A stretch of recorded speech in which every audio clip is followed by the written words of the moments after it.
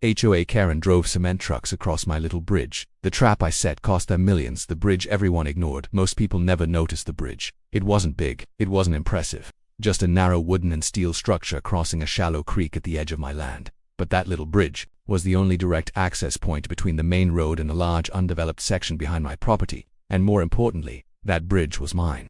The land behind it, a massive housing project, had been planned behind my ranch. Hundreds of homes, luxury layouts, private streets, and of course, a powerful HOA ready to control everything. But there was one problem: access. They needed a way to bring in heavy construction vehicles. And the easiest route: straight across my bridge. The first contact, the developers approached me first. Professional, polite. They offered to lease access, even suggested reinforcing the bridge at their cost. It was a reasonable conversation. Until the HOA got involved. Karen steps in. Everything changed when Karen showed up. Same attitude, same confidence, different level of arrogance. She didn't ask, didn't negotiate. She simply said, "This access will be used for community development." I looked at her. "This is private property." She smiled. "That won't be a problem." The warning, I made it clear. No heavy vehicles, no unauthorized crossing. The bridge wasn't designed for that kind of load, and more importantly, they didn't have permission. Karen didn't take it seriously. The first violation, 2 days later, I heard it. Deep rumbling, heavy engines. I stepped outside and saw the first cement truck rolling toward the bridge. I couldn't believe it. The moment it crossed, the truck didn't stop, didn't slow down. It drove straight onto the bridge. Wood creaked, metal strained. The entire structure vibrated, but it held. Barely. Karen watching proudly. On the other side, Karen stood there, watching, confident, like she had just proven a point. That moment told me everything. This wasn't a mistake. This was intentional.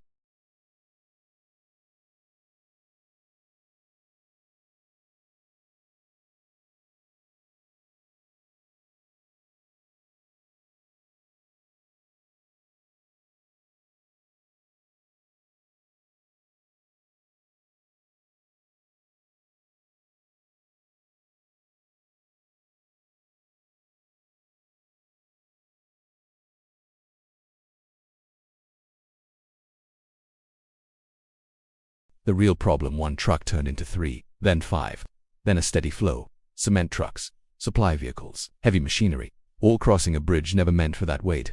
Each pass weakened it, each crossing brought it closer to failure. The smart move: I didn't block them immediately, didn't confront them aggressively. Instead, I started documenting everything: videos, photos, dates, times, license plates, every single crossing. The engineer visit. Then I called in a structural engineer. He inspected the bridge carefully, measured stress points, checked load damage, and gave me a report, a detailed one. The truth about the bridge, according to the report: the bridge had a strict weight limit, exceeded multiple times, structural damage already visible, and most importantly, continued use could result in collapse. The legal setup: that report changed everything, because now this wasn't just a property issue, it was liability, massive liability. The notice they ignored: I sent a formal notice, clear, documented, legally delivered. It stated, immediate stop to all heavy crossings, risk of structural failure, full responsibility on violators. Karen ignored it. The trap begins. I didn't stop them. I let them continue, because now they had been warned, legally, clearly, and every crossing after that became their responsibility. The inevitable day: it happened early in the morning. Another cement truck, fully loaded, rolling toward the bridge. Slow, heavy, unstoppable.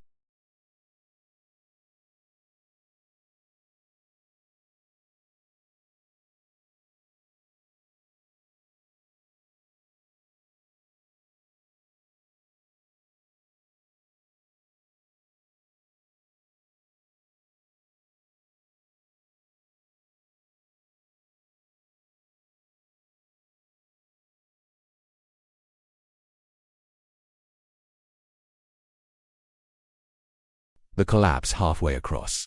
A loud crack echoed, then another. The center support gave way, and within seconds, the entire middle section dropped. The truck tilted, then crashed into the creek below. Chaos erupts. Workers started shouting. Engines cut off. Dust filled the air. The entire site froze, because suddenly, this wasn't just construction anymore. It was an accident. A major one. Emergency response police, fire department, inspection teams. Everyone showed up. The area was shut down immediately.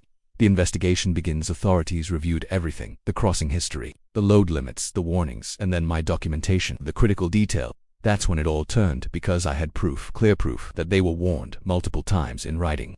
Karen's reaction: Karen tried to shift blame, claimed the bridge was unsafe, but that argument failed instantly because the records showed it was safe until they overloaded it. The financial fallout: the damage wasn't small, it wasn't minor. It was massive. Destroyed bridge, damaged truck, construction delays, project shutdown, legal liability, and all of it pointed back to them. The lawsuits begin within weeks, insurance claims filed, legal cases opened, contract disputes triggered. Because now the developers had a problem. A very expensive one, a cost millions. That's what it came down to. Delays alone cost them heavily. Rebuilding access routes, redesigning logistics, legal settlements, everything added up fast. Karen disappears again. Karen stopped showing up completely.